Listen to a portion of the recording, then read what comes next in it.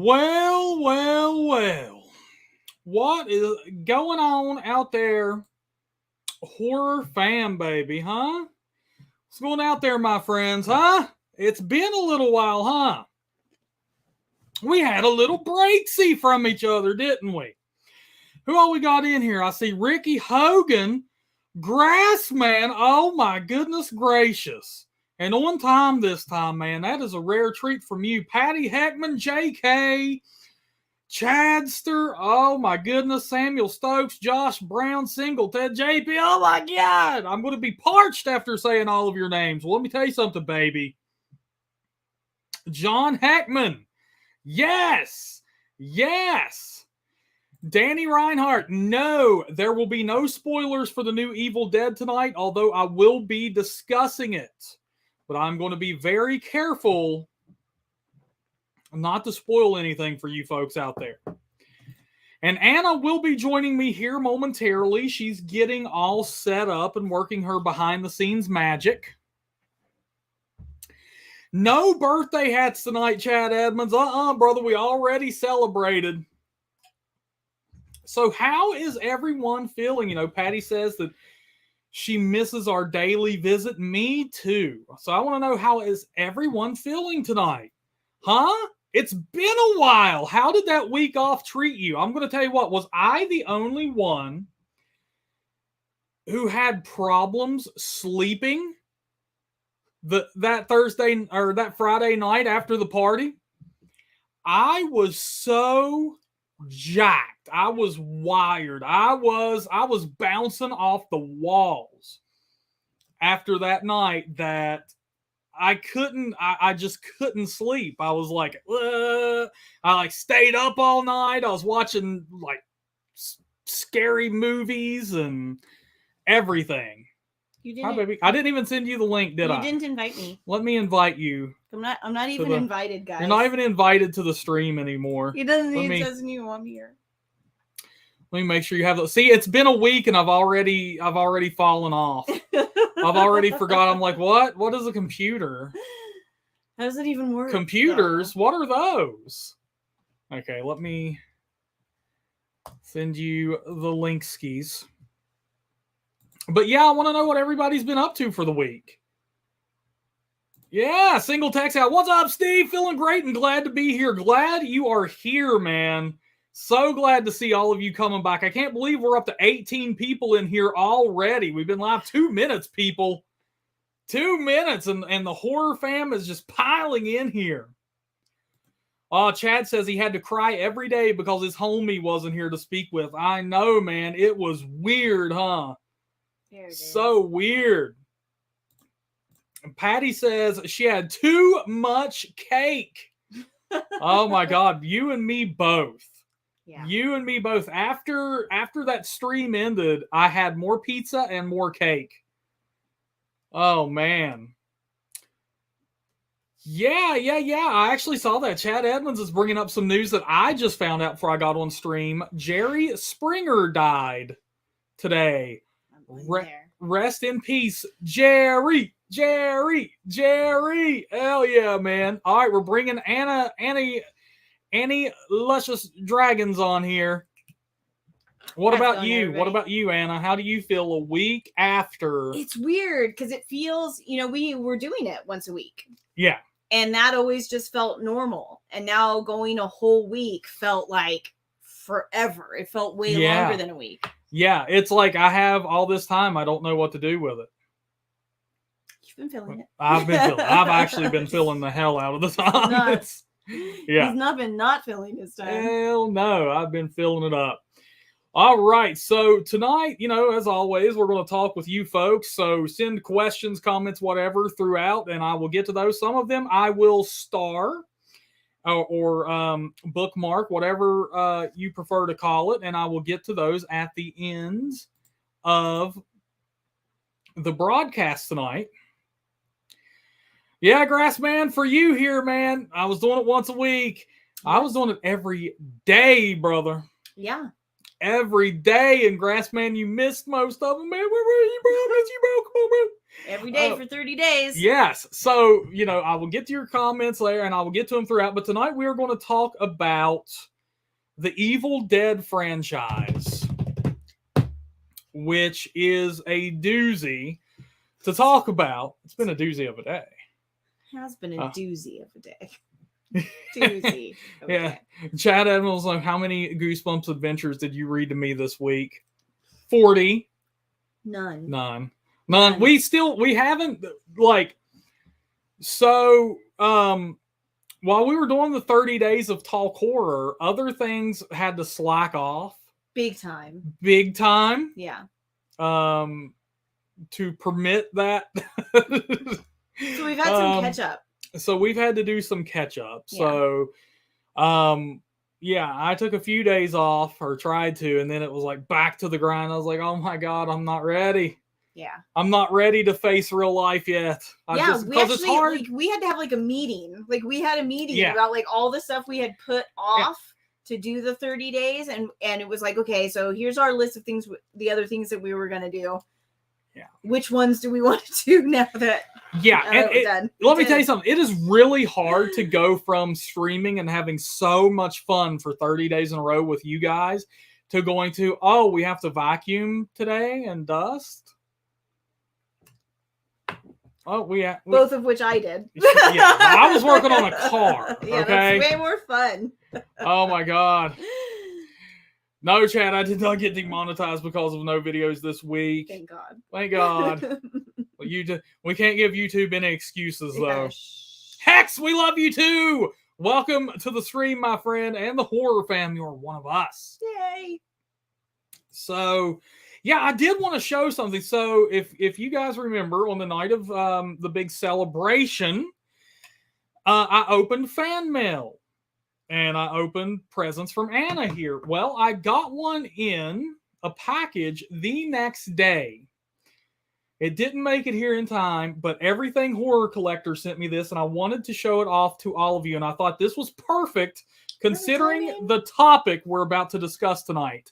Check it out. The Evil Dead Groovy Collection. This has Evil Dead 1, Evil Dead 2, and Ash vs. Evil Dead, the complete series in 4K and Blu-ray. Let's see, I'm trying to angle it so the light doesn't... Of course it doesn't have my favorite, which is Army of Darkness. There's no AOD, but I had to, and it includes digital too, which is badass. But there we go. It's beautiful. The Evil Dead. It's a thing of beauty.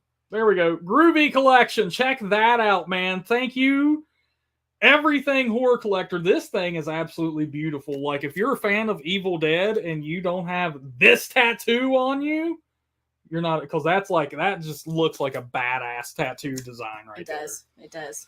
Agreed. No Army of Darkness, Grassman. That's how I feel, Grassman. Like, what? Yeah. So why? And do that? Yeah, he may have got that at S-Mart. I'm not sure. Shop smart. Shop S-Mart. S-Mart. No, JK, it only has 1 and 2, brother. No Army of Darkness. Totally weird. Yeah, how groovy can it be if it doesn't have Army of Darkness? That's a really good point. Right. So no, it's rad. Yeah, hell yeah, it is. I will bring it up very briefly because just because, like, there were no the night of the celebration, everything went great. We all had an amazing time. We didn't sleep that night. We didn't, but afterwards, and during the stream, I noticed something going off in the chat, and I took care of it as quickly as I noticed. After the stream, the only thing, and the negatives does not outweigh the positive by any means, and people made sure I knew this, but they were mentioning some stuff going off in chat. that unfortunately, because I had so many people on the screen at one time, including my mods.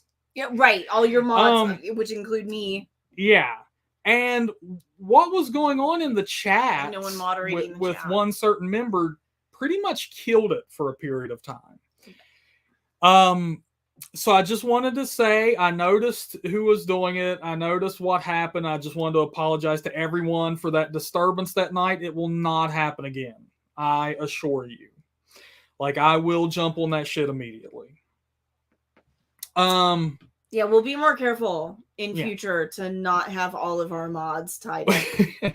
and when it did happen, I actually did mute that person, but that's all I could do through this current setup. Yeah, but you were the only person who had power to. I was. So I don't know if you guys know, but we have moderators in the chat. They'll have a little wrench next to their name, if you know what that looks like. And they have, while they're in the YouTube chat, they have the power to mute people if they need to be muted, kick people if they need to be kicked, report people if they've done something bad enough to be reported, all of that stuff. But while we're in this program with Steven, we don't have that. We don't have access to that. Yeah, while they're like, while they are a participant on the stream, in the current setup I've been utilizing with the 30 Days of Talk Horror, they do not have that. They don't have access to that ability. So all the mods were all on the chat or all in the stream, so they didn't have yeah. So anyways, okay, yeah. So I just wanted to let everybody know, like, in the future, one even noticed. Yeah, I see that. We had a few that noticed because they did reach out personally. Yeah, but I just wanted to let everybody know that was something that I will personally, if I have to, if mods are tied up, I will personally take care of that in the future. And that will no longer be a problem. But I did want to share this statistic with all of you. Even though that killed the chat momentarily, and essentially all of my regulars were on stream with me. They were on the screen. They were participating vocally and visually with the conversation. So they weren't even in the chat. Right. We still hit 708 total chat messages that night, my friends. That is huge. Because a lot of you were tied up with me. 708, my friends. We were chatty Cathy's. Oh, Go horror fam. And one last thing, because I see I have Patty and Danny in here. I still have I actually still have your names right here on my desk from the t-shirt giveaways I was doing. I wanted to let both of you know that both of your t-shirts were ordered on Monday, and I've already received shipping notifications. They are on their way. Yes. So if you don't have them by tomorrow or Saturday, you should have them like Monday, Tuesday. Monday.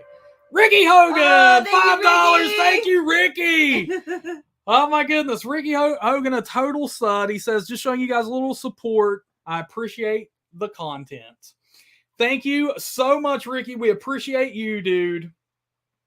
That's badass. I haven't even switched the goal yet. I still have the party, the Steven's Ultimate Talk Horror Bash goal up. Thank you so much, Ricky. You're a badass. But you need a goal. Talk Horror has goals. Hells yeah. Hells yeah. Yeah, Danny. Absolutely, brother. I got it on the way, dude. So are you giving it to your wife? That's cool. Yeah. Hell yeah. That's because Danny is a total sweetheart. That's cool. He is her bloody Valentine. Oh. Yes, Patty, on the way, my friend, on the way.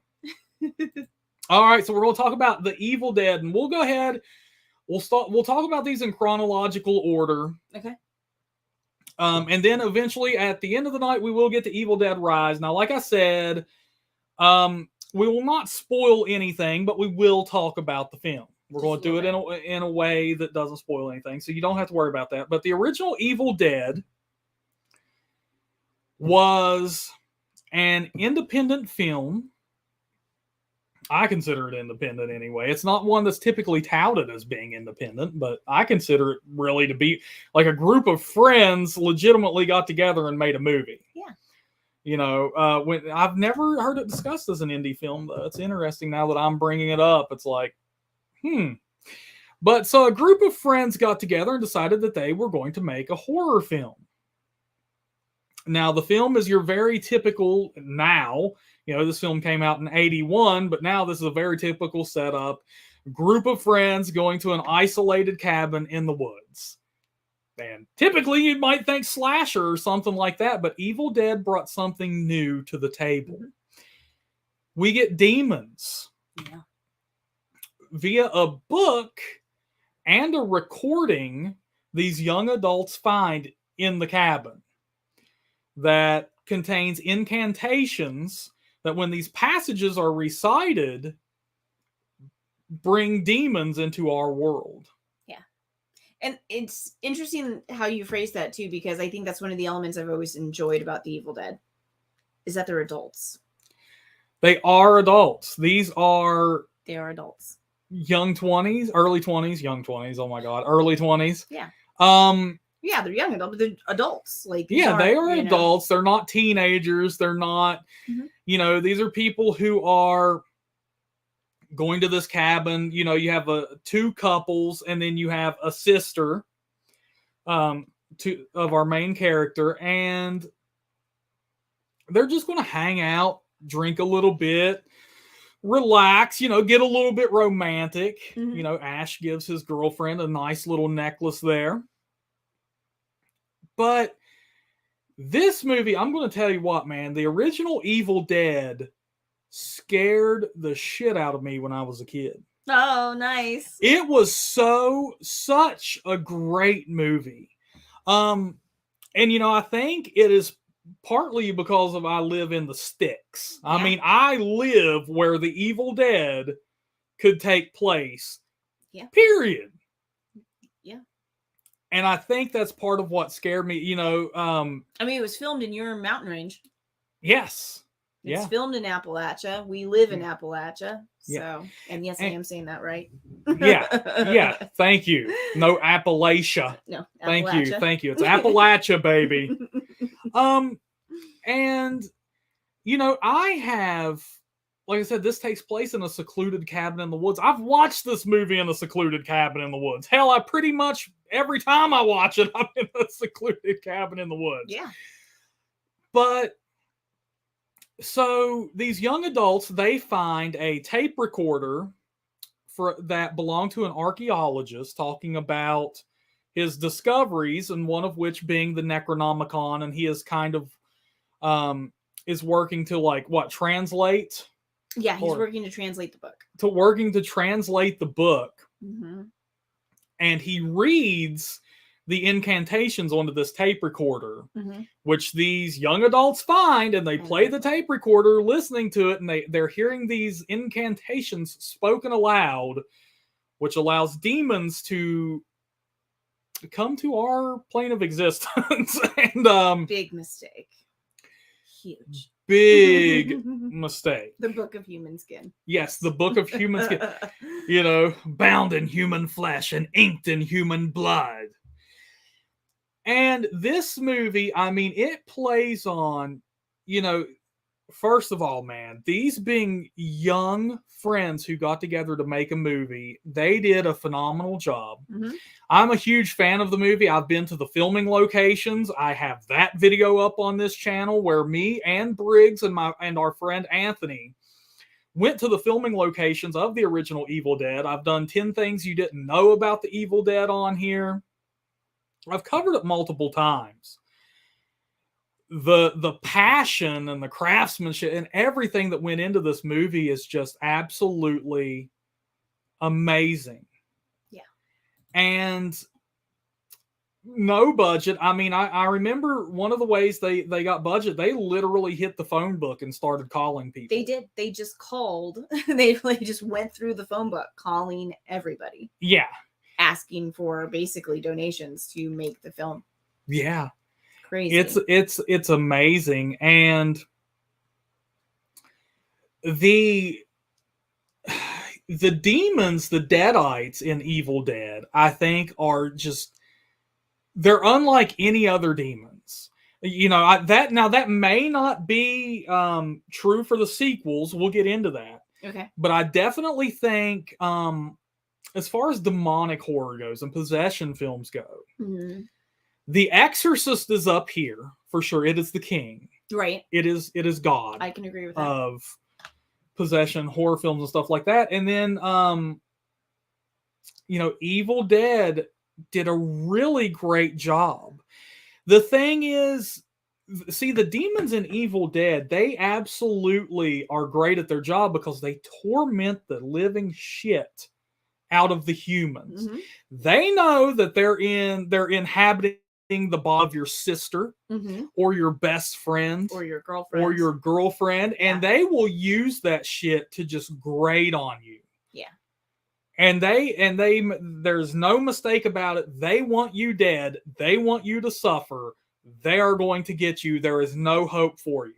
Well, and the suffer is a good point. Like, that's one of the points, right? Is they are really into destroying your physical form mm-hmm. as much as possible before you die. Like, and they just don't care, and they laugh at you the whole time. Like, you could be chopping one up with an axe and they're going to laugh at you the whole time. And then sometimes they might use your girlfriend's voice, the mm-hmm. voice of your girlfriend coming, and then you're like, oh my god, wait a minute, is it you?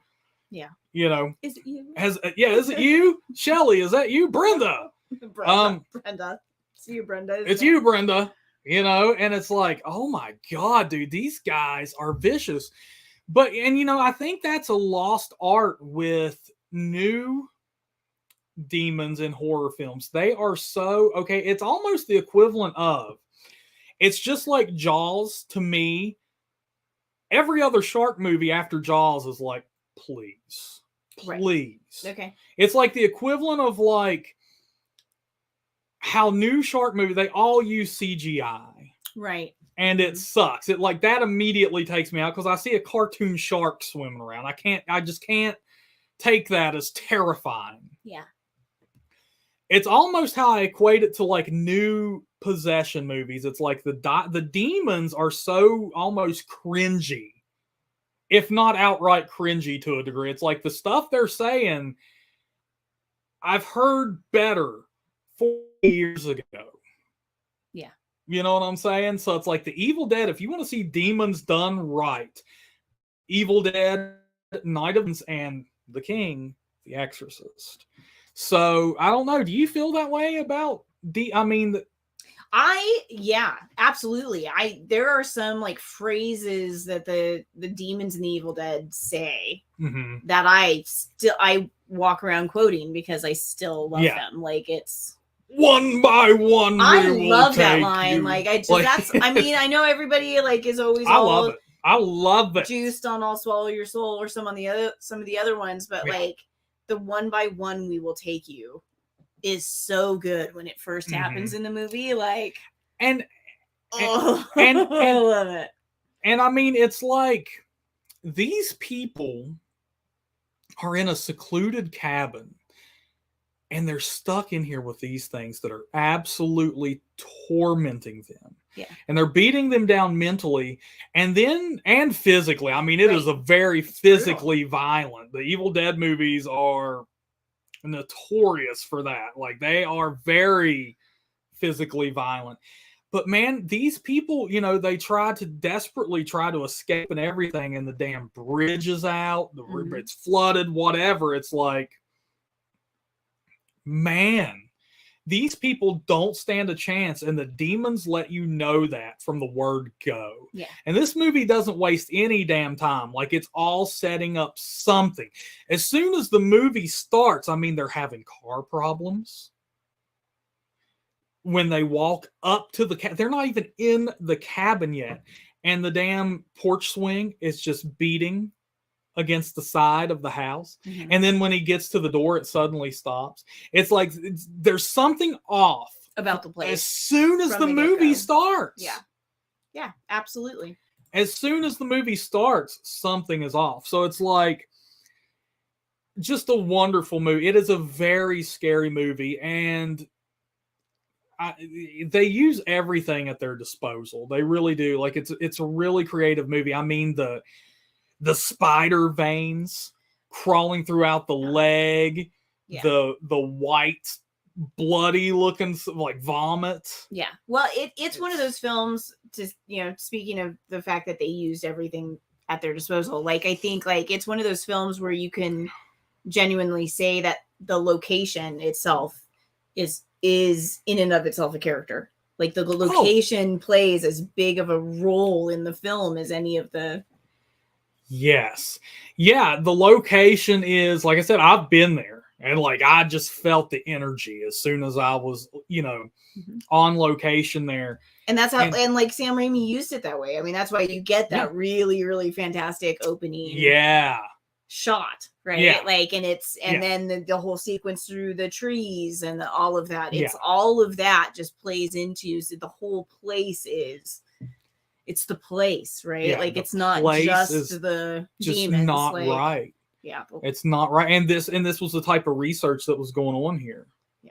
Yeah. Was this guy with his Necronomicon, which is a physical book bound in human flesh and inked in human blood. Yeah. I mean, well, I can't reach it. I have one behind me.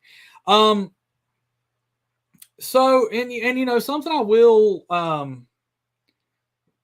tell people is that, something creative that you might not know.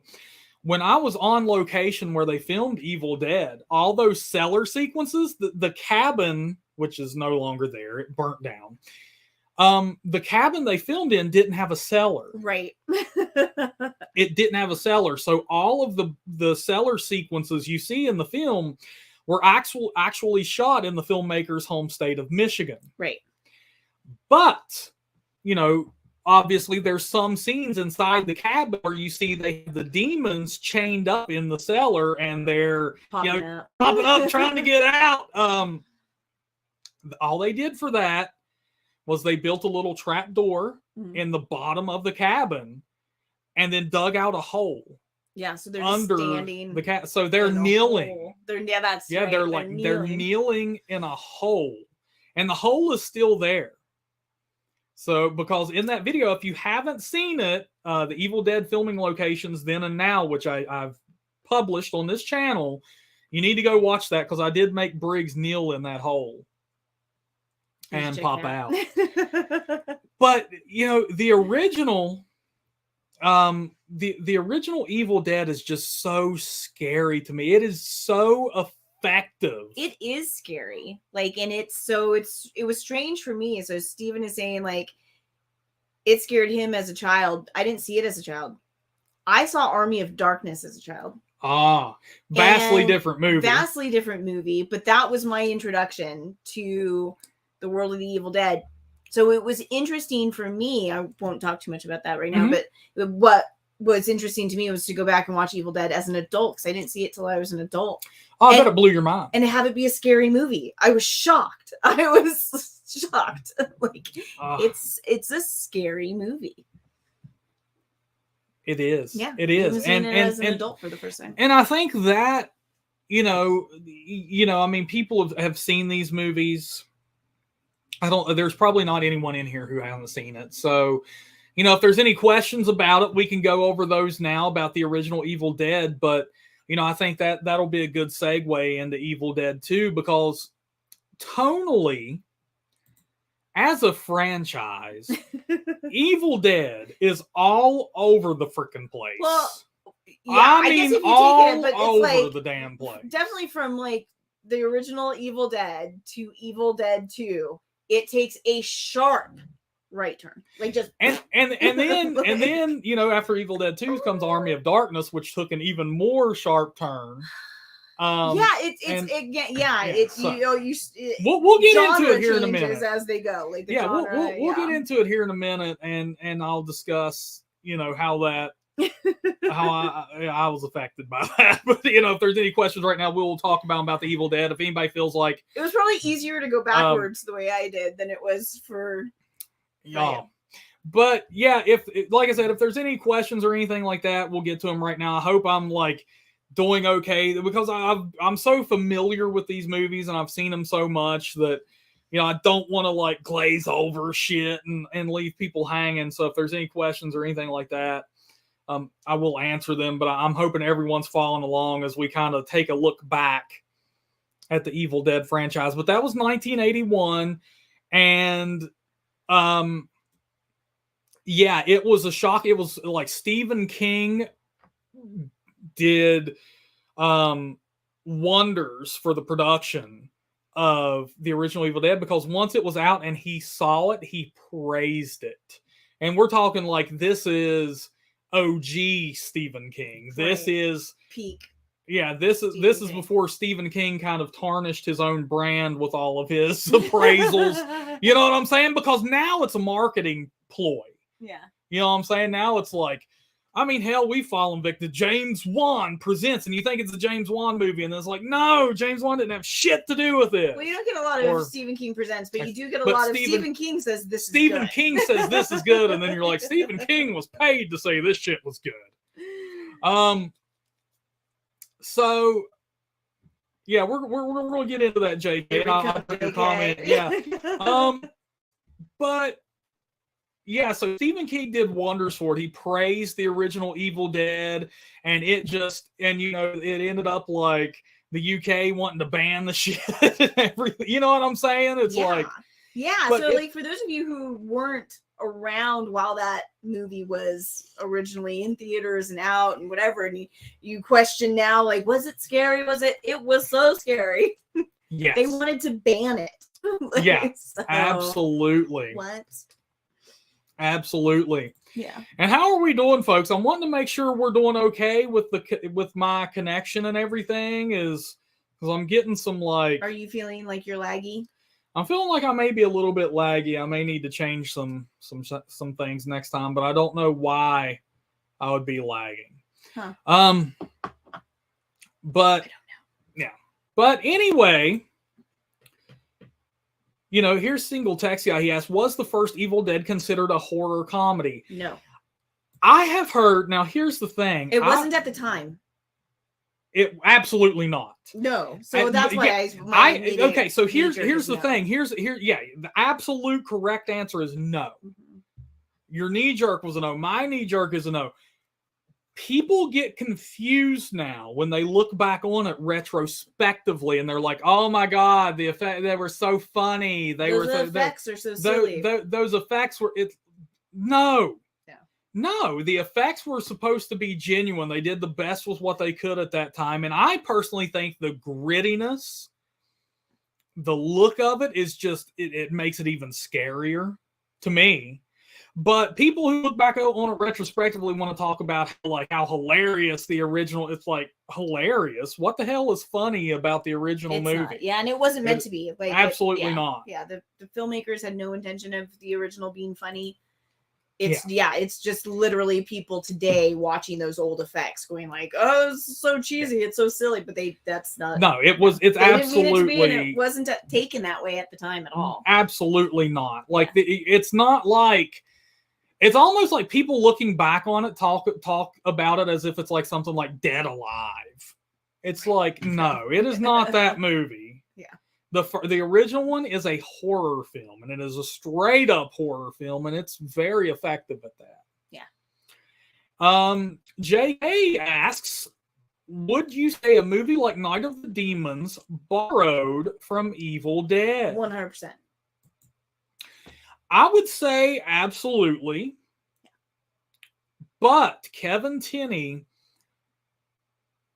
was very creative as well. I have no doubt that Evil Dead has influenced a lot, but Kevin Tenney had creativity on his side as well, especially with some of those shots and stuff like that he got. Huh. You can just tell by something as simple as, well, the intro that starts and it's animated with that killer music, and then like the shots in the mirror after it broke, and you see all the cast's faces in different shattered pieces of the. Like, he had some creativity there, man. I will say that, and the grittiness of those demons and how evil they were, and like Angela putting her hand in the fire. Oh yeah, no, there's no disrespect to a film. Oh no, not at all. Not at all. I'm saying like it definitely was influenced by, but it kind of brought up another question for me in my head. I'm like, what would Night of the Demons look like without Evil Dead, and would he have? Would it even exist without Evil Yeah, Dead? I'm like, I think he's creative enough that stuff, and he went on to do Witchboard, which is another demon possession kind of movie there. So I think he was destined to do demons. Yeah, I think he was pulled toward that. Yeah, but something it might have looked different. It might have looked different, but that's a great question, JK. It made me think, dude. I really like that. Let's see here. Yeah, there you go, Ricky Hogan. One of my favorites too, brother. This sweet young thing right here. Right, she's over here somewhere. She bought me the limited edition steelbook of Night of the Demons, man. These things need to be done. Absolutely. And yeah, Ricky Hogan also says, I love the look and feel of the original. Absolutely. Yeah, it's so gritty and just brutal, man. I love it. Evil Dead gets absolutely brutal. Samuel Stokes says, I still think the Evil Dead series is very consistent and all the films were awesome. I think Samuel Stokes, so we're not saying like the franchise itself isn't like consistently good or something. I'm saying like tonally. Oh yeah. It's not, it's inconsistent as hell. Right. That's what we meant. Like, so I don't mean like, but I mean, we will get into that too. Like, I'm going to talk about how I feel about these movies. Yeah. So let's see. Did we have anything else here about the original?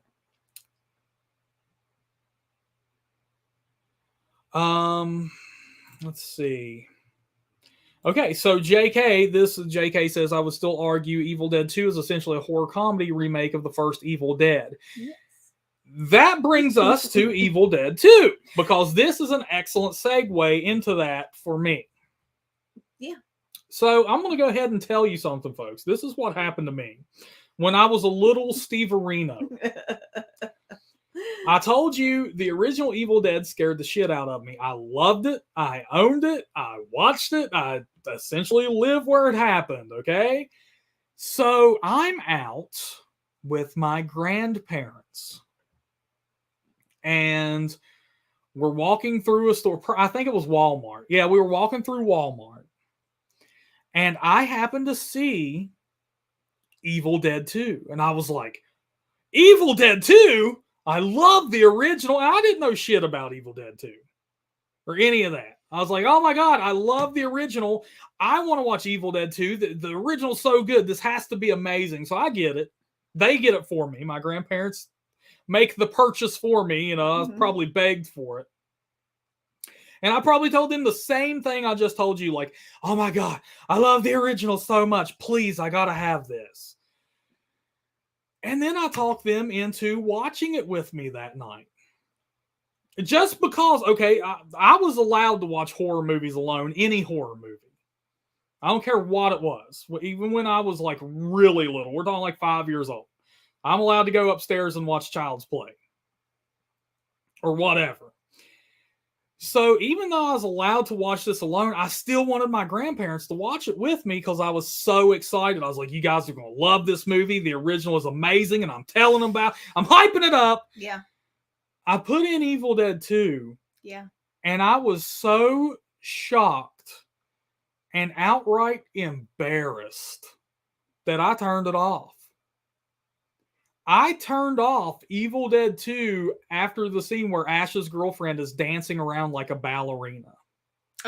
When she's dead. Not when she's dead. When she's dead. When she's out, she's like come up from the grave and dancing around like a ballerina. I was like, oh my God, what in the hell is this? But I was so confused by Evil Dead 2 when I first watched it. Yeah. And I still am. Yeah.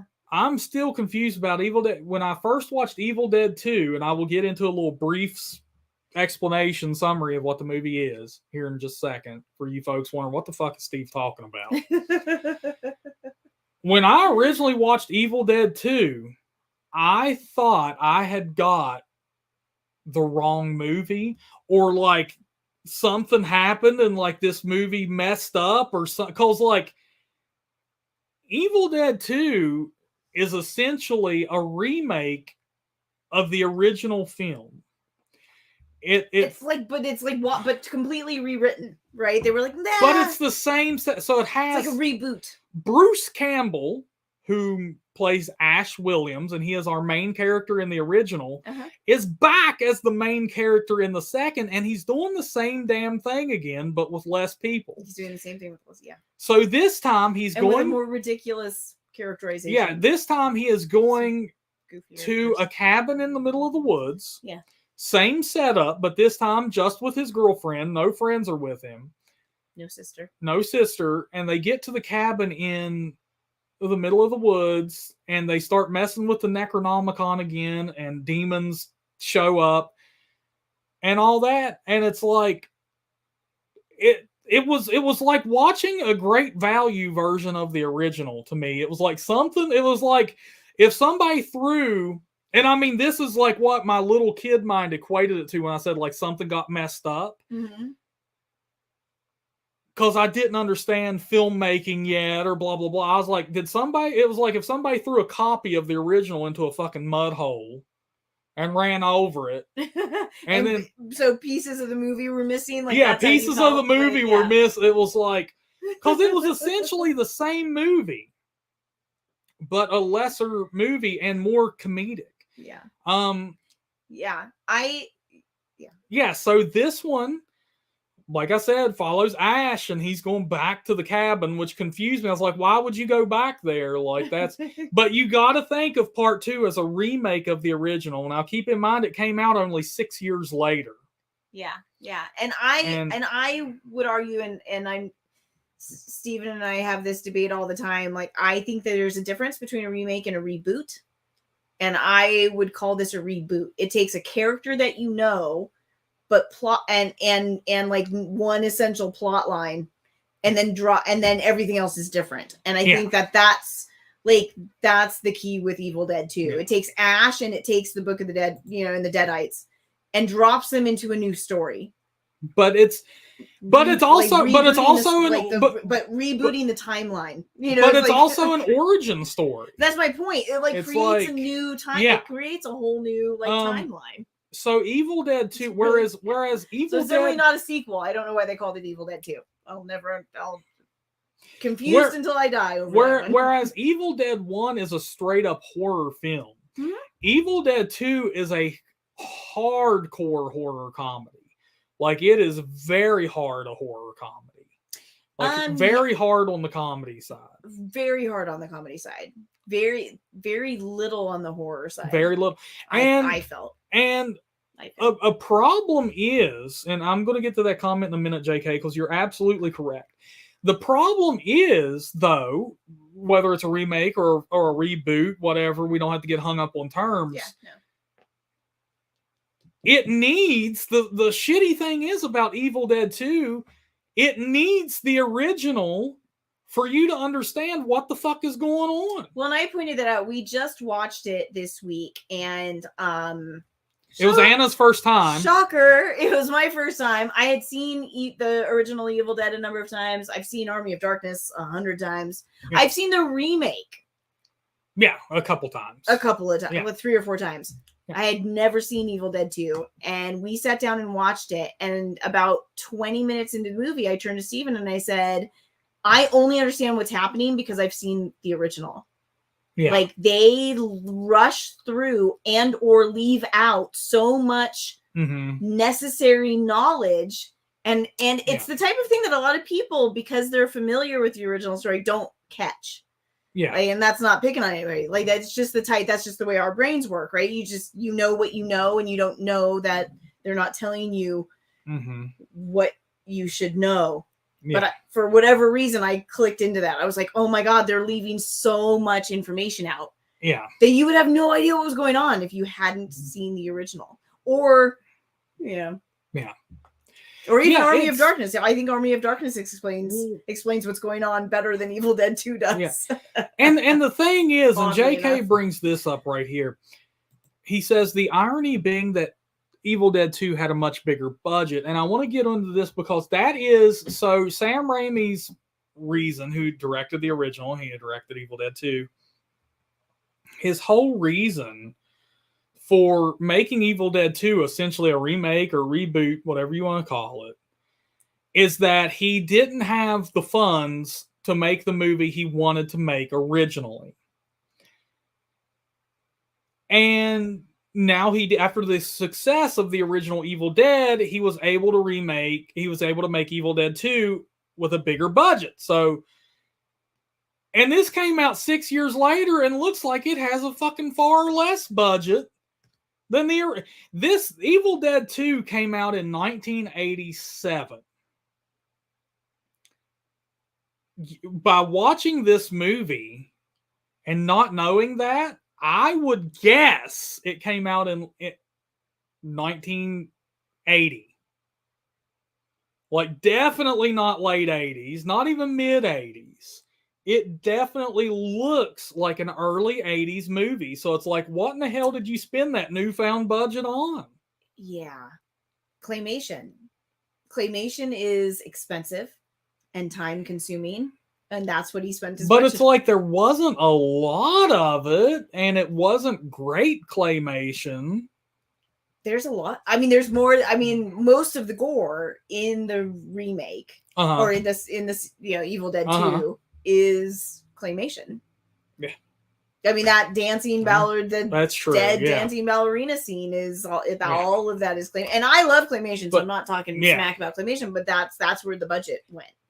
But for sure that, and the only thing you get is like a parallel storyline for the first half of the movie, right?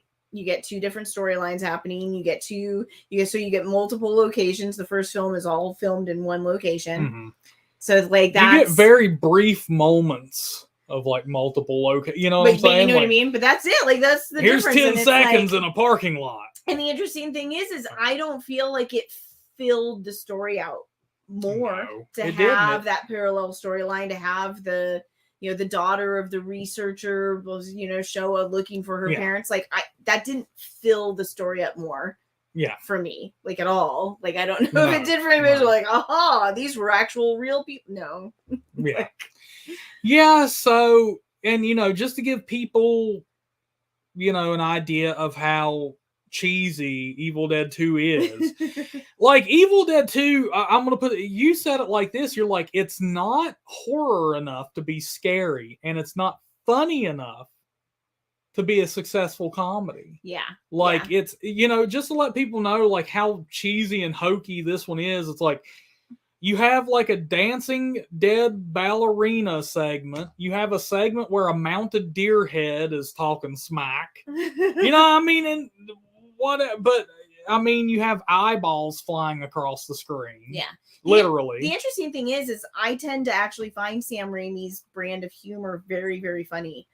I don't think he had hit his stride yet. Like, I think you know what I mean? Like, agreed. He had his like comedy training wheels on or whatever. Like, he wasn't quite like there yet. I think Army of Darkness is far funnier, and I think like part of that is Ash spends we looked, what was it, 30 something minutes alone in Evil Dead 2.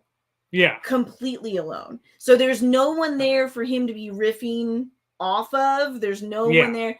There's no one. Yeah. It's just him doing like physical comedy. Yeah. It's like a lot of like Three Stooges type stuff. Absolutely. That's perfect. It's Ash doing like physical comedy. He's bashing himself in the face and all this kind of stuff, and it's like, but it's for a half an hour. Yeah. Yeah. If you That's what got me. It was like a surprisingly long time to have a single character on. Well, here's a question for you. Would you say he did much better mixing? I mean, well, we'll get into Army of Darkness because you said that is a great example. Like, he came into more of his own there, and we're going to get into that in a minute. What did you think about Drag Me to Hell? Oh, I see. Like, I loved Drag Me to Hell. Loved it. And that is a mix. And the weird thing for me is I loved the moments that stood out to me as Sam Raimi. I remember saying to you at least once, like, that's Sam Raimi. Oh my God, that's so Sam Raimi. And I loved it. I loved it. I loved those little touches that made me like that, which is weird because a lot of times when stuff pulls me out of the moment and makes me think about the fact that I'm watching a movie, ruins it for me. Yeah. That was not the case for that. In that, usually it's like that. It's like, oh, Sam Raimi. Yeah. Yeah, so by the end of Evil Dead 2, Ash is transported back in time. I mean, that's how crazy this damn movie goes as opposed to the original. And that springboards our trip into Army of Darkness. Yeah. Which you can talk more. Like, you are definitely the bigger Army of Darkness fan. I've grown to appreciate it more. Like, so Evil Dead 2 to me is like rough. It's rough for me. I will watch it again, especially since Eric sent me the new Blu-rays and the Groovy collection. Once I have a 4K set up, I will definitely check those out. Yeah. But yeah, Evil Dead 2 for me is really, really rough. Yeah. But Army of Darkness it's good. It's enjoyable and it's funny for what it is. It's like you said, like Sam Raimi figured out his mojo with this one. Yeah, agreed, 100%. Before we move on to Army of Darkness, I will say both J.K. and Samuel Stokes have been talking about the woman in the cellar in Evil Dead 2. And I would agree, it's the best part of the film.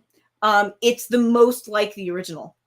Yes. I think Evil Dead 2 feels most like the original Evil Dead once the lady's in the cellar. Yeah. And tormenting her child. Yeah, absolutely. Right? Pretending to be her, to still be her mother. Oh, darling, it's mommy. And singing her the lullaby, all of that. It's the most like the original Evil Dead. Yeah. And it was good. Yeah. So, Army of Darkness, we have Ash. He is now back in time, and he must fight the rising of the Deadites. Yes. To save the world. To save the world. So he's back in time, like when there's like knights and stuff, and kings and queens. I'm sure they say what century, but I don't remember. But it's definitely the Dark Ages. Yeah, 100% the Dark Ages. Yeah, and Ash, like I said, he's fighting hordes of Deadites now, and there's claymation in this one, which is great. The skeletons are hilarious. The Deadites are funny. I mean, the comedy has hit, like, this is definitely a comedic horror movie. Right. Like, it hit, and it gives Bruce Campbell, Ash, people to riff off of. Yes. Because he talks smack, and he's very arrogant, and very... Yeah. Yeah, and that's what's interesting about all of the other characters in Army of Darkness is they are in a different movie than Bruce Campbell is, right? Mm-hmm. Like, they take this whole thing very, very seriously. This is life or death. They're all going to die if he doesn't step up and help, and he's in a comedy. It's great. Like, it plays really well. Yeah. Yeah. Yeah. So Army of Darkness, it's good. It's like, I rewatched it with you with fresh eyes. I'm like, okay, I'm already, and it is good. And it is, I mean, once again, tonally, it takes another sharp right turn versus Evil Dead 2, because now we are into practically pure comedy.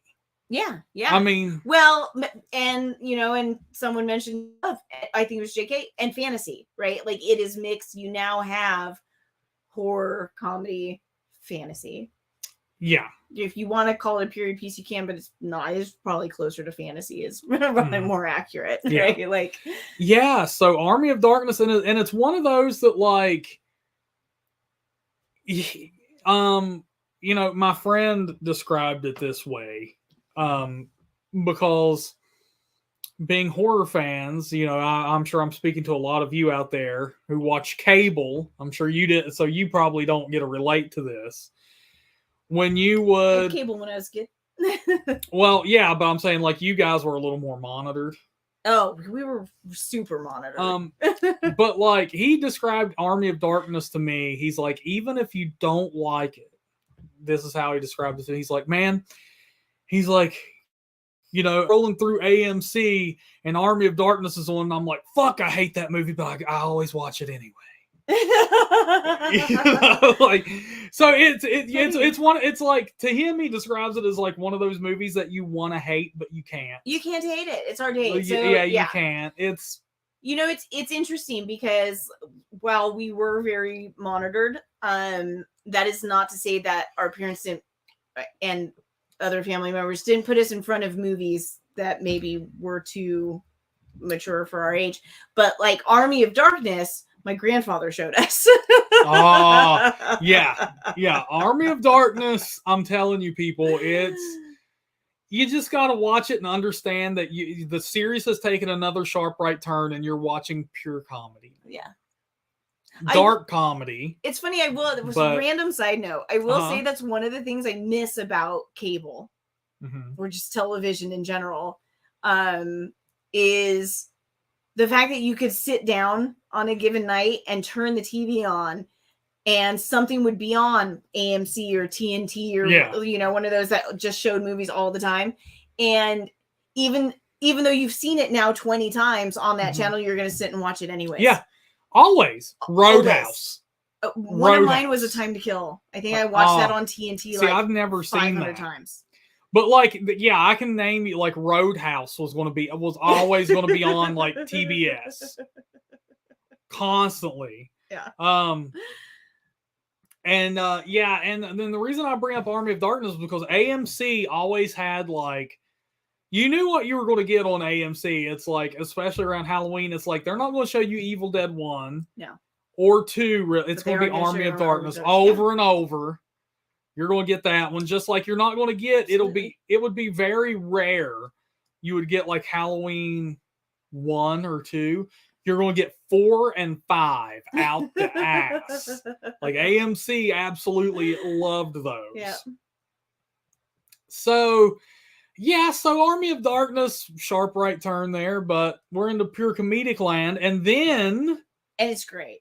Like, I really... Yeah, you like it. I really enjoy it. I like it a lot. And then, and we're not going to get much into Ash versus the Evil Dead, unfortunately, because I've only watched like a couple episodes. We haven't seen it. Yeah.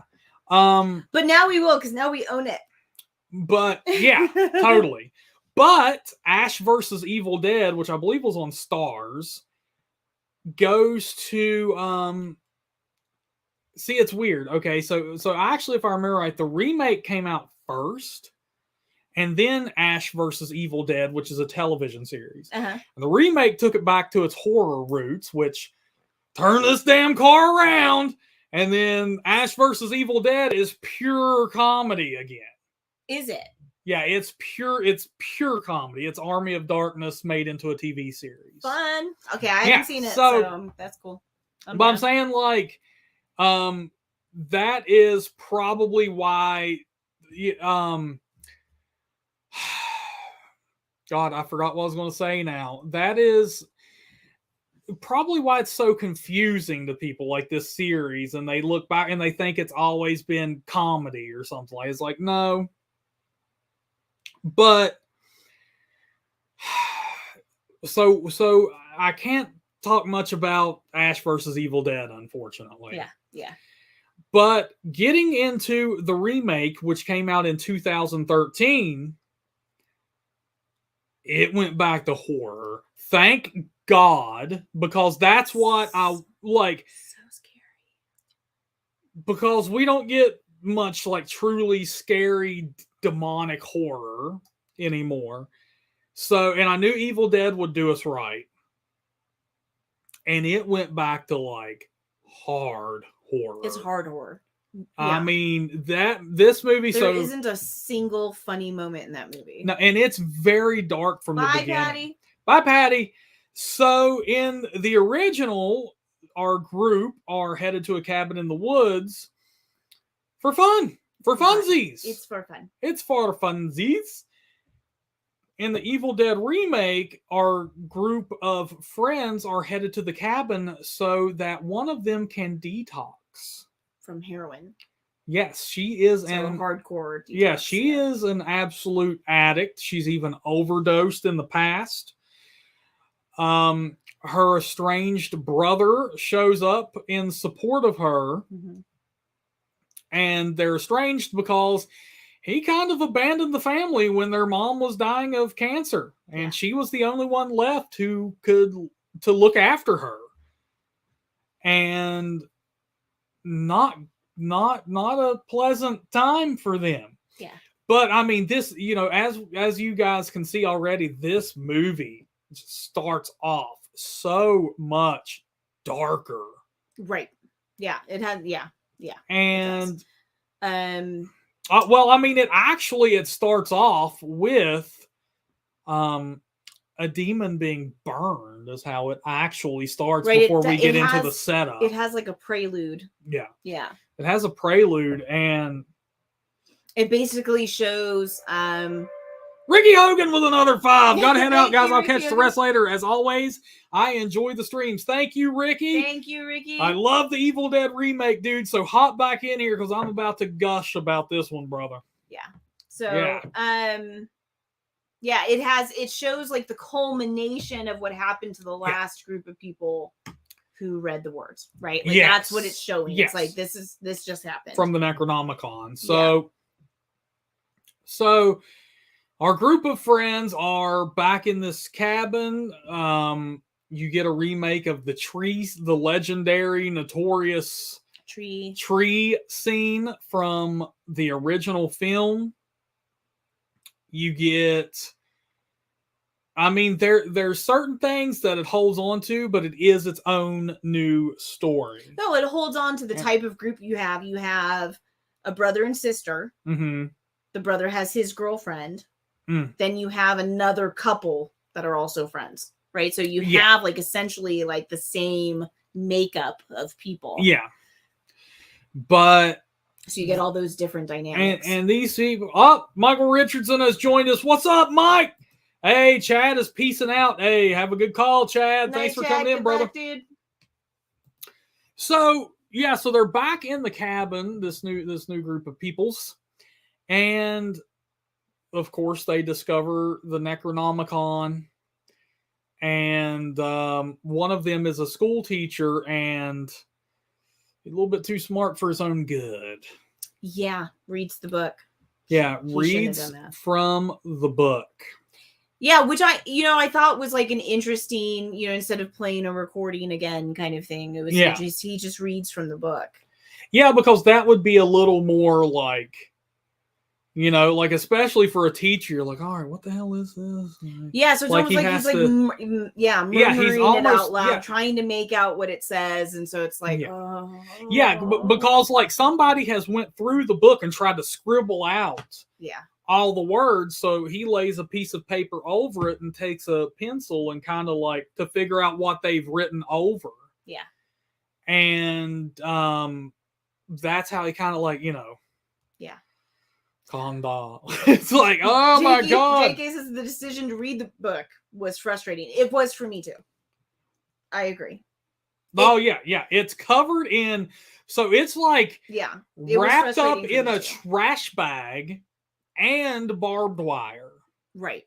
Yeah. And when he, of course, is trying to open the book and figure out what is in this thing, he nicks himself and spills blood on the book, which is very spooky. But it's very... Yeah, I even liked how they did the book, and that it's like covered in barbed wire, and it's so gritty and evil looking, and it is. But it does raise the question that JK and I both have, which is what kind of idiot would go through all that and read the book? Yeah. Somebody I think like the key with his character, right? You'll correct me if I'm wrong, because you've seen it more times than I have. Is like he doesn't believe in any of this. Like he thinks it's all. Yeah, he's kind of, right? He's kind of smarter than this. Atheist leaning, right? Yeah. Like he's like, there is no such thing. Like that's absurd, right? Like that's so. Yeah, he's kind of too smart for this, and blah blah blah. Yeah, Yeah, that was his problem, right? His character flaw was he was smarter than everybody else, and demons couldn't possibly exist, or this couldn't possibly happen. Yeah. But so once again, the demons are back. Nothing, it's not anything mind-blowingly new, but this movie does what it does so well. It's so disturbing. It is so disturbing. Yeah. These demons mean freaking business, dude. They do. Like, because they want to, in the Necronomicon, it explains to you, like, the steps of, like, demonic possession, whatever, like boiling water on the body. Well, yeah, what each of the demons being released is going to do to their victim. Like, it's all laid out right there. Yeah. It's like, and it's like, oh my God. Yeah. It is brutal, and I love every minute of that movie. Yeah. That movie is intense. It is fantastic. It literally rains blood. And like literally. And like that is something that I thought, like, oh my God, like how could you work raining blood into a horror movie without it being stupid or cheesy? By God, they figured it out. Yeah. Because it's brutal and badass. Yeah. Yeah. So, and the amount of damage that the demons deal out to not only their human vessels, but the ones around them is obscene. It is. And you've got the like unrated ultra scary edition, right? And it's like dude. It's the Evil Dead remake to me is like an 8.5 out of 10. Like it is up there for me. Like it's phenomenal. It's the second best Evil Dead. Agreed. As far as scary movies go. Yeah, it's the second best Evil Dead. You have to give the original props and stuff like that. Maybe that pick will change at some point in the future and whatever. I don't know. Because we are getting some new Evil Deads out there, and we have seen Evil Dead Rise, which we're going to get into. Mm-hmm.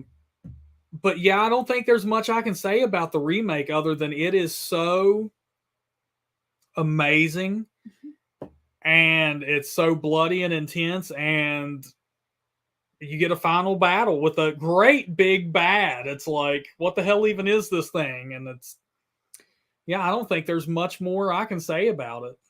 Yeah. Should I tell everybody my fan theory? I don't know. Okay, no, I won't. It's outrageous. It is not. They do. See, JK brings up, the forced violation scene is definitely disturbing. It was in the original as well. Yeah. Absolutely. There's some things that the remake does that kind of like calls back to the original, that's clearly inspired by that. Hell, it wouldn't even exist without it, but it's like, but it's its own movie too. Yeah. And I love that. Like and they do things better. Some things like when this scene happens by the end of it and you see Mia's eyes just go wide once we've hit the the crescendo, we'll call it. You see her eyes go wide, and then it flashes to like a demonic version of her that's watching what the tree is doing, and it's just smiling and nodding. It's like, oh my God, dude. Ugh. So yeah. Leanne's fear cocktail makes an excellent point. Oh, what's Leanne got for us? Every character in every horror movie ever made makes bad decisions at some point. Yep. I would say the genre hinges. Yeah. On people making bad decisions. Oh, absolutely. It literally would not exist without bad decision making. Mm-mm. Which is kind of true about real life horror as well. So someone somewhere is making a terrible decision. Yeah, hell yeah. So we will get into Evil Dead Rise. Now, like I said, we're going to discuss this. We're not going to spoil anything. No, we'll keep it short and sweet. We're going to keep it short and sweet. It's good. Go see it. There you go.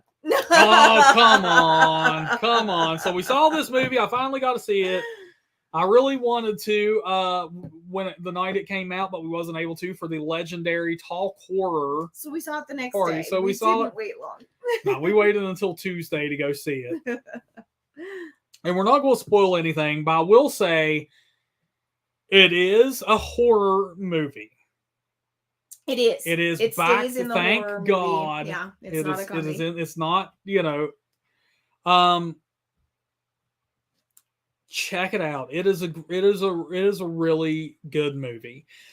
It is not the best in the series. Like I said, my top two are Evil Dead and the Evil Dead remake. And then it takes, I would say Evil Dead Rise probably takes third place. Oh, Army of Darkness for me.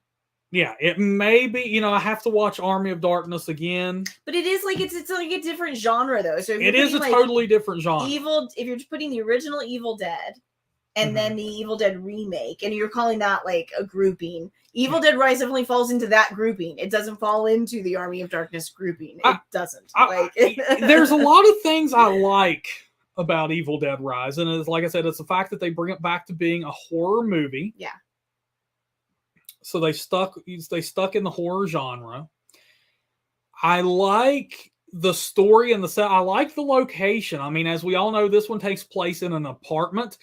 I do like that because it gives it a whole new feel. Yeah, I really like. And they did change it. And they did well with the apartment location. It wasn't like something that they shoehorned in there, or you're like, oh my God, come on. No, and they chose the location of the apartment really, really well, because the apartment is an old rundown apartment in Los Angeles. So when certain things happen in the movie, it makes sense because they would happen in LA. You know what I mean? Like that. So it's a lot of that was great. And one thing I did want to mention, because I think we forgot to when we were talking about the remake, so I'll say it now, because both the remake and Evil Dead Rise were produced by Sam Raimi and Bruce Campbell. They were producers on both of those films, so they were involved in both. Yeah. So. Yeah, I liked the casting because they're. Yeah.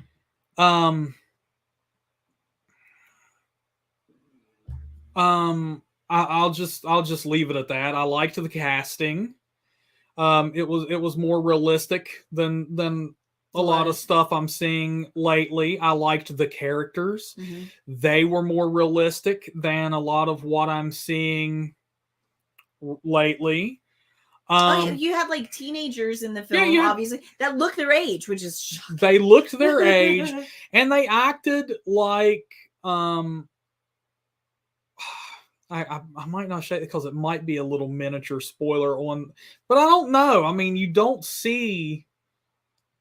They act their age. They act like siblings, and they act like products of their environment.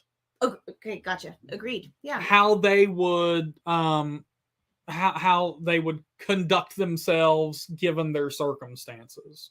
Yeah. So I did like that. There were a couple, there was like a couple things that I didn't like, and I don't want it to sound like that I didn't like the movie. So do not take it this way. I liked Evil Dead Rise, but there are some things that I'm not a fan of. One of them, and this is no spoilers.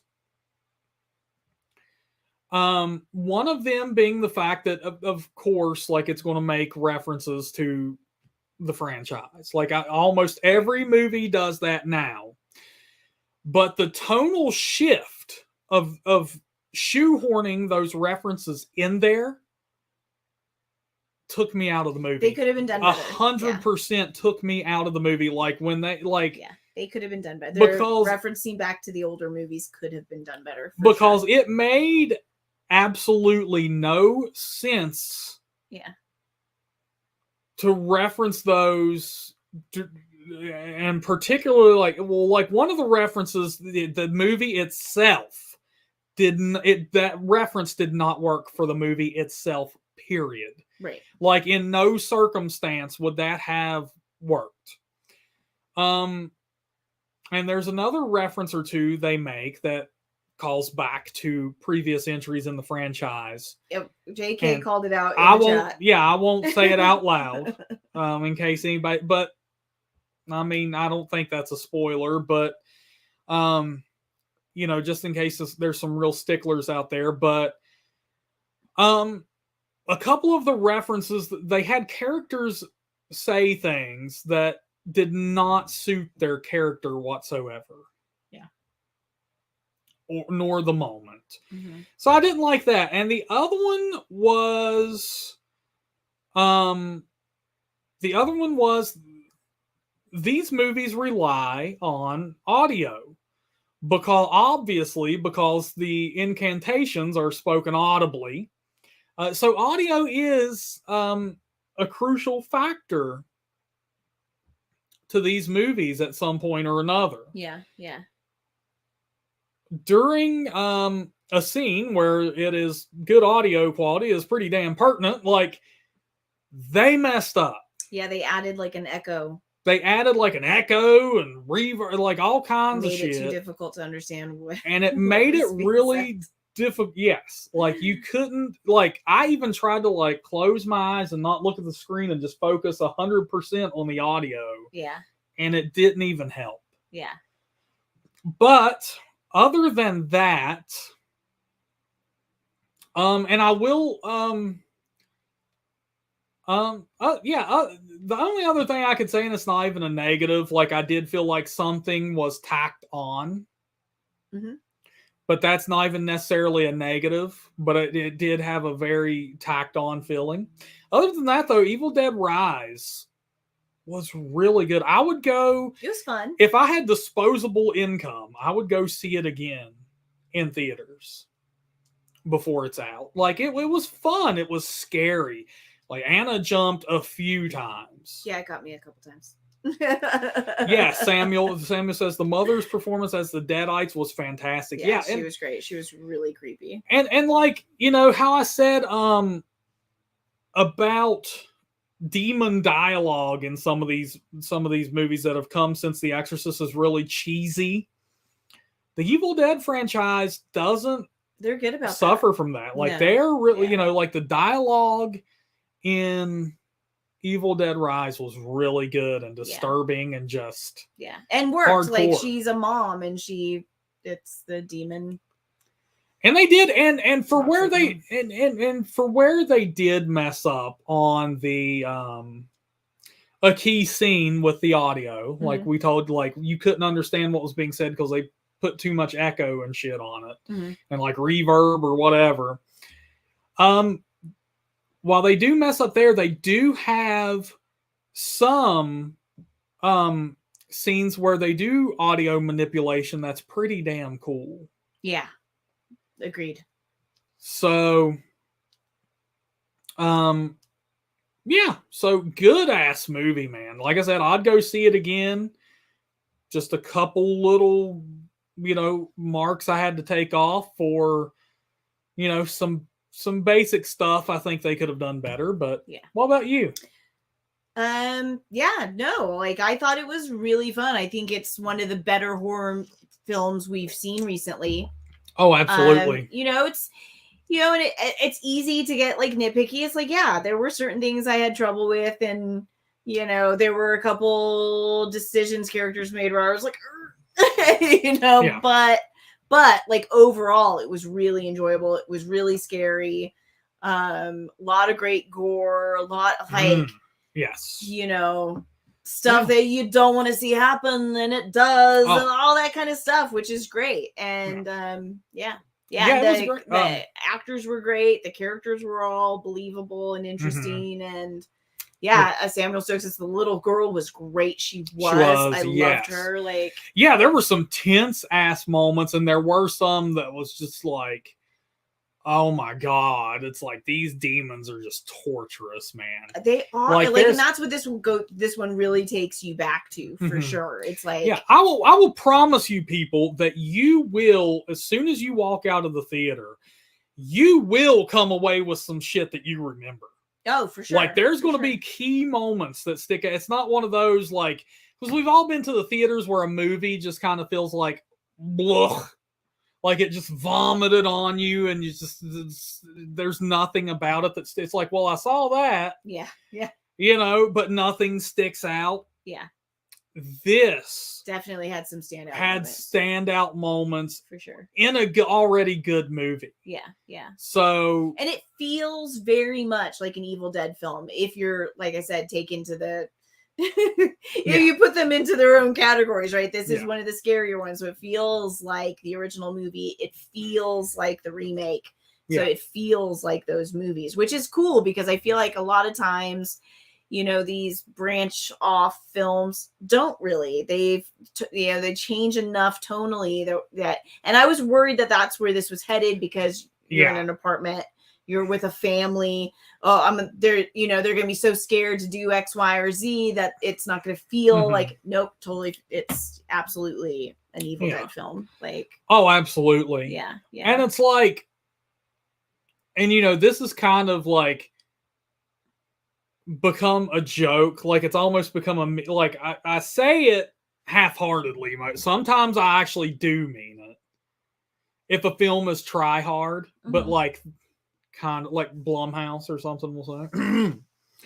Or if or otherwise, but like a thing I will say to Anna sometimes, like, they don't have the balls to do that. And sometimes I'm being serious. It's like, come on, bitch, you're going to hint at it, but you ain't going to do shit. Yeah. This movie has some balls. This movie, like, like I said, now that's a joke. But in this movie, you could have told me, Steven, everyone dies in a beautiful, gory bloodbath, and I would, yeah, probably. Like, so you have that feeling of no one is safe. Yeah, yeah. You know. So yeah. Jonas wants to know if you can see this one without seeing any of the other Evil Dead films. Yes. Yes. Absolutely. Absolutely. You know, you don't need to see the other Evil Dead films, man, to see this and enjoy it. Like, there's no lore there that they don't really pull from anything. It's kind of like a newbie friendly movie. Like, you can go in and watch it, man. Yeah. Yeah. You know, you'll just, the only thing, if you watch like the original and the remake, you'll know of more of what to expect, but yeah, that's it, dude. So you won't, no, you don't need to watch the previous ones at all. And this brings up another good point for me. I don't know if you knew this. This was originally meant to go direct to HBO Max. It was not going to get a theatrical release. Oh, I'm so glad it did. It was so much fun to see in the theater. Me too. I can't, like I said, if I had the cash laying around, I'd go see it again. I wonder what changed their minds. I don't know. But they decided upon a theatrical release, and it seems to have worked in their favor. You know, it's not going to make $100 million. No, but I think, I think a lot of people were really excited to have a new Evil Dead movie to go see in the theater. Mm-hmm. You know, I think it was really anticipated. Yeah. So Leanne says 2 thumbs up and 4 for gore. Hell yeah, I like that saying. I like that. He's 4 for gore, baby. He's tucking that away now. Hi, Pokemon. So 2 thumbs up and 4 for gore. What is your rating out of 10, Leanne? I want to know everybody's rating out of 10 right now. I caught JK's earlier. He said 5 through 6 out of 10. Okay. I'm sitting at lower than us. Lower than me. I'm sitting at like a 7.5. I brought that down to like a 7. Okay. 6.57. Okay. There. Yeah. Pokemon says she has something for you. Yay! Presents! Oh my goodness. We're going to have to check that out. Yeah. JK says those demons were intensely disturbing. Absolutely. Okay, JP gave it a 6.5 out of 10. Okay. Billy Judd gives it a 10 out of 10. Billy Judd, that's for the Evil Dead Rise? Have you seen that? I thought I must have mistaken him. I thought he said that he hadn't seen it yet. Oh, maybe he just means the franchise. Oh, could be. Maybe he's thinking you. Maybe he was. Maybe he's like, yes. He's like, Steven, you are a 10 out of 10. 10 out of 10. 10 out of 10, Steven. JK says, one scene in particular I was thinking about for several days freaked me out. And I'm going to tell you something. I've talked to JK a little bit, so I can probably guess what he's talking about, referring to. But if I didn't know, I would be like, because there are so many scenes that are disturbing. Yeah. You know, it's like, how could you even possibly know? I mean, agreed. Like, yeah. Like, there's not one that stands out. There's some. Yeah. So, yeah, Samuel Stokes says he is going to go, or he says he definitely wants to go see it again. Okay. Cool. Samuel, take me with you, brother. Sign me up. Grassman Nightmare says, haven't seen it yet. Let me tell you something. It is the thing of your nightmares, Grassman. It will fuel those bad boys for you. Pokemon says she has a box for me. I love boxes. You do. I do. Gimme. Let's see. Yeah, Single Text says, people I know that aren't even horror fans are talking about Rise. I don't know if I would take someone who isn't a horror fan to Evil Dead. I would. Yeah. It's like horror with a capital H. Leanne hasn't seen it yet, but can't wait. Leanne, you get your booty out there and go see you some EDR, baby.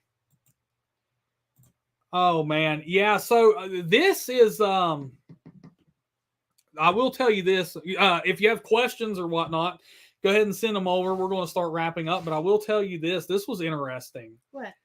We went and watched Evil Dead Rise alone. We had the theater all to ourselves. Me, her, and that was it. The theater was empty. Yeah.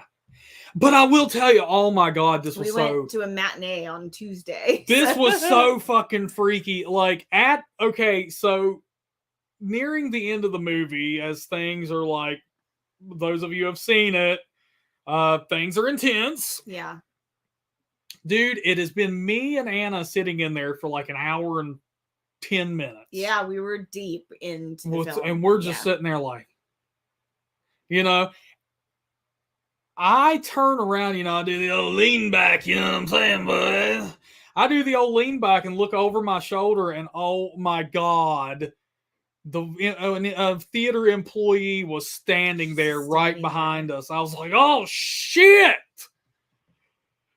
Because, you know, like... Scared the crap out of him. Yeah, because I don't jump during... very... But, like, when I just turn... Like, because it's like that double take, man. It's like, what the hell? Like, we've been in here alone. Yeah, it was super weird. This long, and then there's this woman just standing back there. Staring. I'm like, what the hell? Jeez. Damn, Deadites will get you anywhere, man. Yeah. Oh, man. No. So Grassman wants to know, is it a prequel or what? No, it's a sequel. Yeah. Yeah. Enjoy. Yeah. Enjoy, man. Danny says, I wanted to go last weekend, but wife wasn't feeling good. Maybe this weekend we can go in her new Talk Horror t-shirt. Dude, I hope it comes up. I hope it gets there tomorrow, man. Tomorrow or Saturday, and y'all can take off in that. You're going to have to, like, send a picture or something, dude. Matter of fact, like, I think I took a picture of us in there alone, I think. Yeah. Yeah, JK says there were only 5 of us in the theater. First movie I've seen in a theater in, like, 6 years. Oh, wow. Yeah, man, theaters are having a hard go of it right now, brother. Like, for certain movies especially, but... Yeah. You know, man, like, you can tell they're desperate. I mean, they were charging so much for refreshments already, and now you go and it's literally $20 for a single popcorn and a drink in West Virginia. Yeah.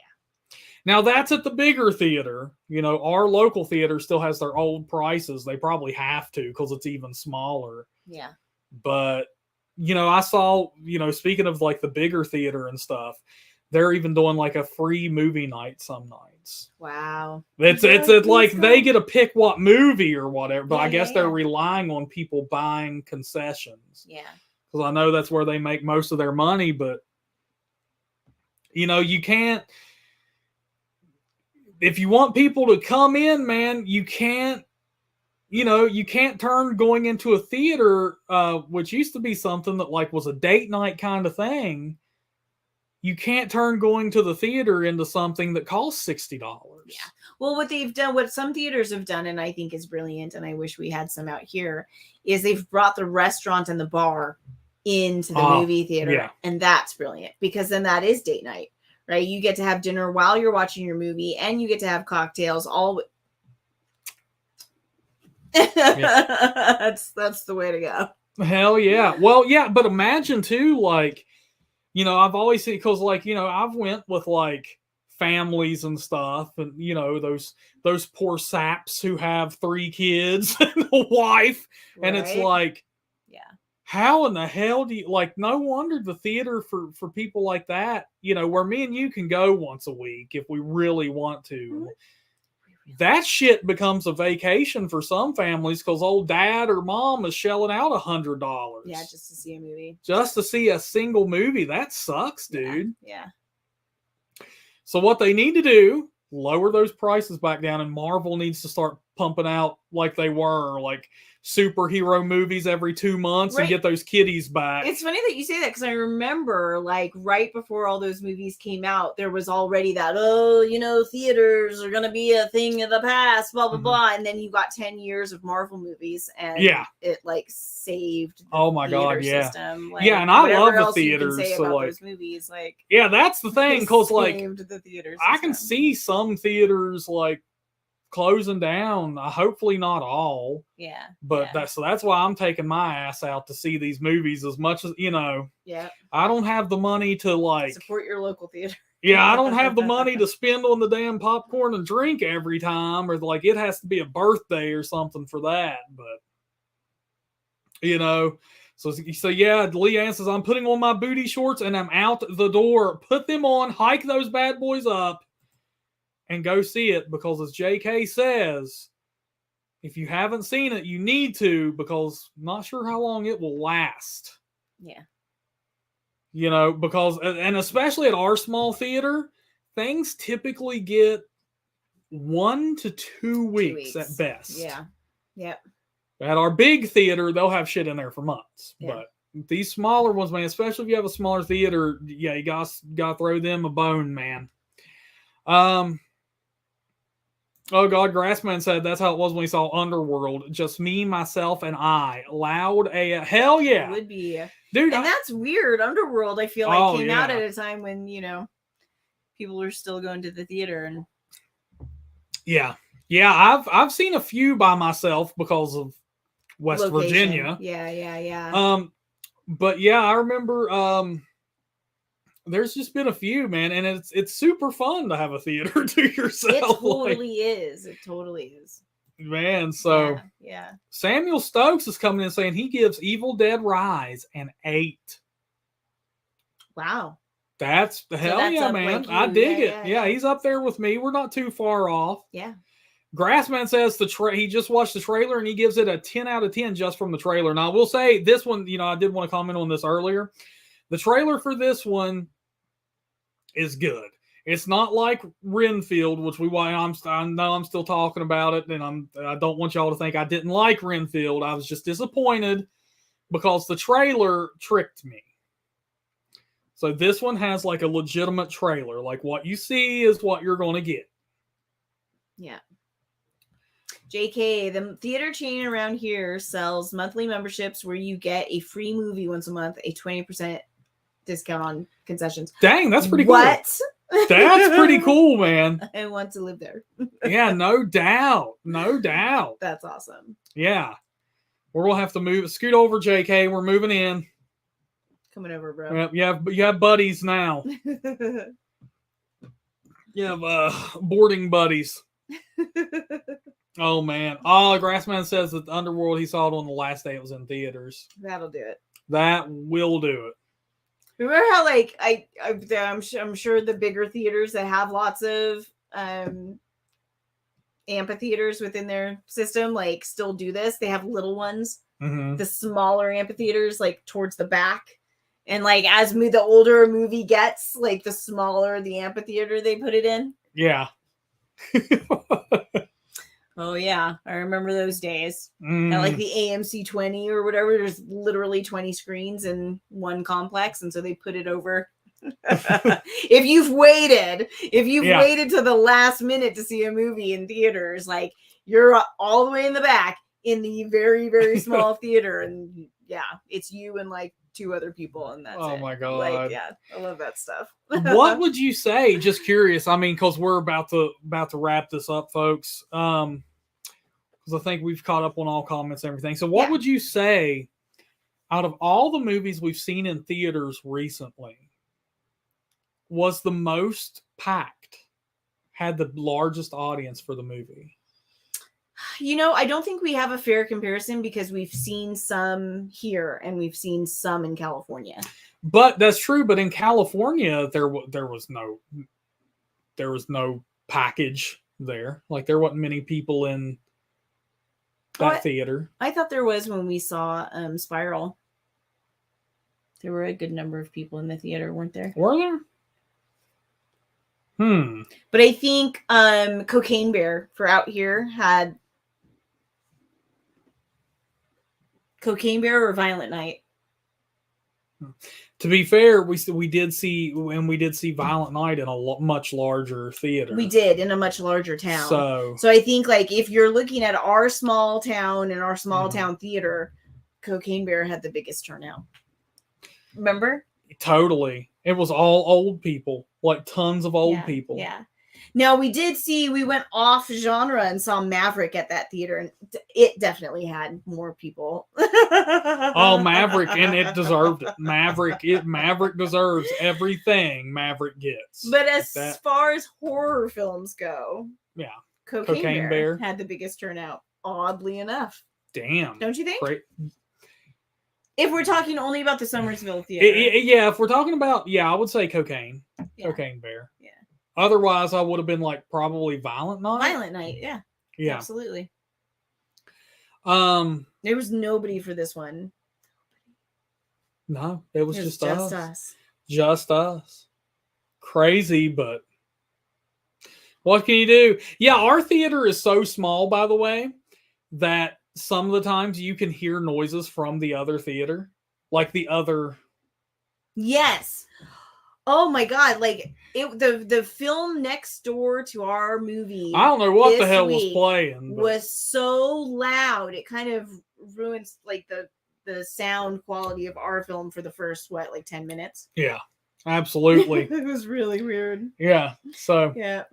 Crazy times. Grassman says he remembers when your feet would get stuck on the floor and jujubes were stuck on the screen. Those were the days. Oh my god. Billy Judd, Farron, we'll get to Shop Smart. Shop. That's smart. Damn right. And Farron, I gotta have a talk with you soon. I've been rethinking my zombie apocalypse crew and I've had to make some adjustments. I came to a realization recently and I'm like, man, Farron might not make it. Yep. And I hate to say it. Live I'm telling him live. Like basically public. Like... That's because I need to bait him into coming on here and talking to me about it. Like, wait, what is this? And I'll be like, JK. But not really.